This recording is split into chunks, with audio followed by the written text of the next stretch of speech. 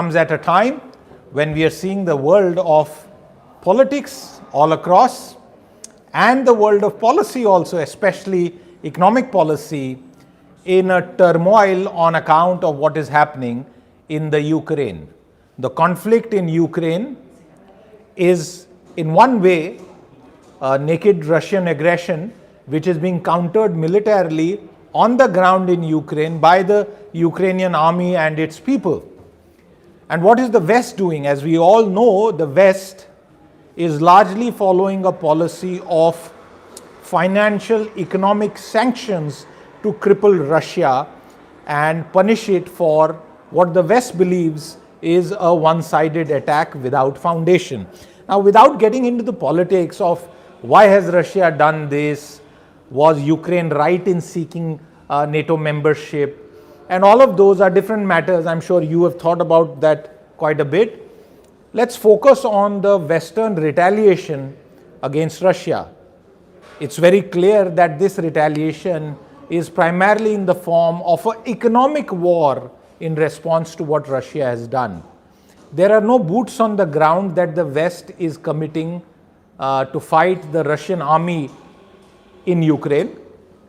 No Air Force assets, no fighters in the sky are being committed to help the Ukrainian army deal with the Russian forces.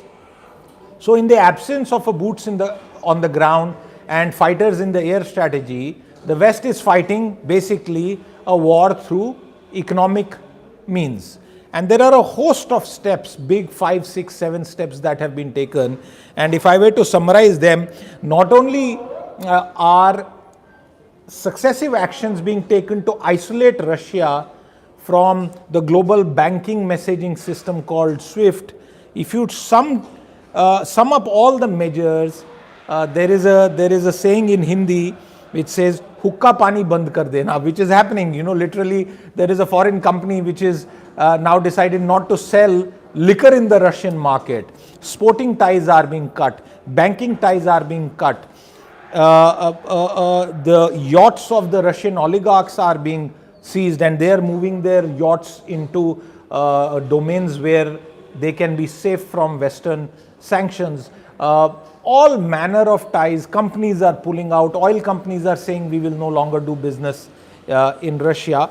But the key thing that I want to talk about to you today is what is the reality as far as the foreign exchange international reserves curbs that were put in place by the US, by the European Union, Japan and other countries, which basically puts a freeze on Russia's considerable foreign exchange reserves. Now, Russia has, as per the latest available data, just over $640 billion of foreign exchange reserves. And foreign exchange reserves are necessary for every country across the world to be able to purchase goods and do any trade with other nations. And the international reserve currency, primarily the US dollar, is what constitutes a bulk of these reserves. Like other nations, Russia also holds the euro, it holds Chinese currency, it holds several other currency and gold as part of its 640 billion war chest. Russia is learning a very costly lesson with the sanctions on the foreign reserves. What is that? You'll be surprised to know as much as half of this $640 billion is that money, those international reserves which are physically held in banks outside of Russia. They're held in the United States, in France, in Germany, in Canada, in Austria, in a host of different nations, and this is what is now been frozen. In effect, what this means is that all the money, half of it, $300 billion and plus, which is really the money of the Russian people, it is money that has been earned through transactions, primarily oil exports and the supply of goods and services from Russia to global countries where the payments have been received and are being held in dollars in various banks. Those banks have now started telling the Russian central bank, sorry, your accounts are frozen, we will not let you do any transactions. And that has a major impact. After these sanctions were announced, the Russian currency, the ruble, actually fell. A lot of money was utilized by the Russian central bank to prop up the ruble. Now that money, a part of it which is held overseas, is frozen. Also the gold reserves are frozen, because those gold reserves which are held in those bricks all over the world, including New York, which has the largest such depository of gold, all of that remains frozen. So it's a very costly mistake. And while the war and the strategy and the rationale can be discussed, one thing is very clear. The Russian economy, the Russian financial system, the ability of Russians to do business with other countries has been severely impacted.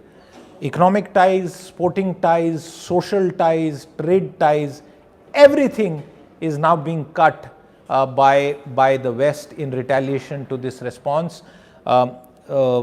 Planes will not go to Russia. Russians will not be able to travel for tourism to many countries, barring China and a few others, on account of these restrictions. A lot of goods that they are used to is not going to be available, including foreign liquor, foreign beer is not going to be available. So tough times really, and these are the consequences of war. We'll have to see how this conflict pans out, but very clearly the Russian economy is going to suffer regardless of the outcome on the ground in the Ukraine. For now, this is the update that I have for you. We'll keep coming back to you. Till then, please do like, subscribe and follow Business Today on YouTube. We'll keep getting you interesting nuggets in the days ahead. Thank you very much for watching.